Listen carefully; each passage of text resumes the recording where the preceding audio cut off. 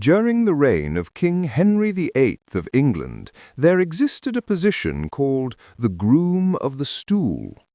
At first glance, it sounds like a job no one would ever want. But would you believe me if I told you it was actually one of the most powerful and influential roles in the entire palace? Initially, their primary duty was simply to assist the king during his business on the toilet and to clean the king's body afterward.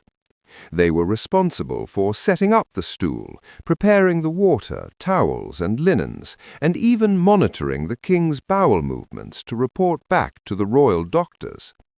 However, during the reign of Henry VIII, this role achieved a surprisingly high status. You see, the biggest advantage of this job was proximity. The groom spent vast amounts of private, one-on-one time with the king. Think about it. A king is at his most vulnerable and candid while on the toilet.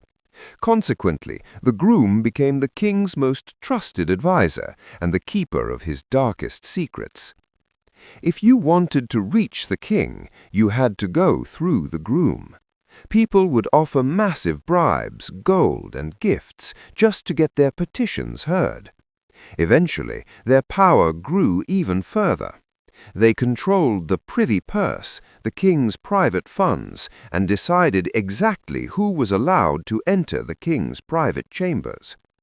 Henry VIII usually chose his closest friends for this role, and he knighted almost all of them. Here are a few notable names. First, Sir William Compton. He was Henry's first groom and a childhood friend. He became incredibly wealthy through the various titles and favors granted to him.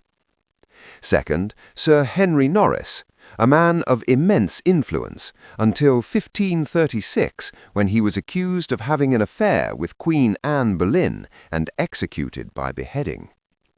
Finally, Sir Anthony Denny. He was the final groom. As the king lay dying in 1547, Denny was the only one brave enough to tell the king the end was near, ensuring the king's final will was properly authorized. The Groom of the Stool, a job that started with the lowest of tasks, but ended as a position of power that the highest nobles in the land would kill for.